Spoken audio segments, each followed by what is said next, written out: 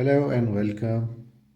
Today I'm going to show you an extremely powerful opening for white, which even at the highest levels has a good win percentage. It's a great opening to have in your arsenal and mid-elo players can definitely take advantage and boost their rating. Let's get right into the action. You are playing as white and after the standard moves e4, e5, instead of playing knight f3 for king's knight opening or knight c3 for Vienna opening, you decide to play bishop c4. This is called the bishop's opening, an unorthodox move that can confuse black and disrupt their own opening plans. According to database, only 10% of players open with bishop c4 and one-third of players respond with knight f3. From here you attack the center by playing pawn to d4, essentially giving up a pawn. This is the position we will study in this video and you can already understand that only a few players will know how to play against it. In most cases, black will see the free pawn and immediately jump on the opportunity knight takes e4.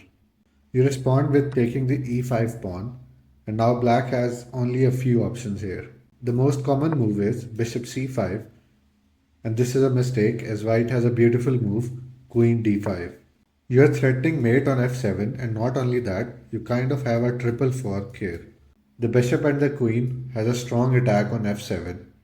Black's knight is hanging, which is protecting black's bishop as well, so if the knight goes away, you can easily grab that bishop. Therefore, black is going to end up a piece down, and even if they try to give an in-between check on f2, after king f1, black castles and you can pick up that free knight. Since the bishop is now under attack, it has to go back to safety, and you can continue your development by playing knight f3.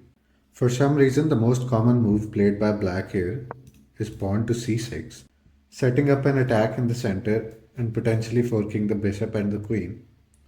But you make a tactical retreat, bishop d3, once again threatening mate on h7. Black has to defend the checkmate with pawn g6, but now you attack their queen with bishop g5. The queen has to save itself and it doesn't matter where it goes. You play bishop f6, trapping the king. Now black will try to gain tempo by attacking your queen, but this plays right into your hands. You go queen h4, planning to move to h6 and then a checkmate on g7. They will stop your advance with pawn h5, hoping that they have done enough to halt this attack. Can you guess the follow-up from this position? I'll give you a few seconds to figure it out. That's right, you unleash your inner Mikhail Tal and sacrifice your queen. After the take, you play knight g5, and even though black knows what's coming, there's just no way to stop the checkmate on h7. Okay, let's go back. We saw the continuation if black plays bishop c5. What if they play knight c6 instead? In this case, you can win a pawn and expose black's king by sacrificing your bishop. Bishop takes f7 check, and after king takes, there's queen d5 check with a fork, so you win back the knight. This is already a winning position for white as black lost its castling rights and is open for future attacks and is a pawn down.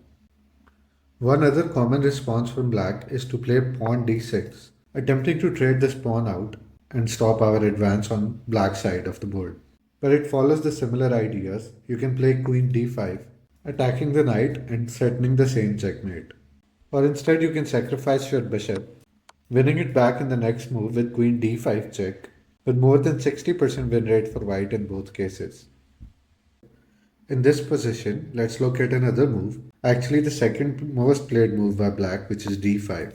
Right now black is feeling proud that they found a move protecting the knight and also attacking our bishop. But you are ready to crush their hopes and dreams. Take the pawn, once again attacking their knight. They will retreat to c5. And once again you use your bishop from the bishop's opening and sacrifice it on f7. But we have a different plan this time. The idea is to lure the king away and grab the queen for free. Even if they decline and play king e7, still protecting their queen, you bring your other bishop to g5 with a check and an x-ray on the queen. This time black is forced to capture and then you can take the queen. So in this video we saw the bishop's opening, which started with e4, e5, and then instead of the knights, we developed our bishop to c4. Then we analyzed the most common response from black, which is knight f6, and we responded with pawn d4. And after knight takes e4, we capture the e5 pawn.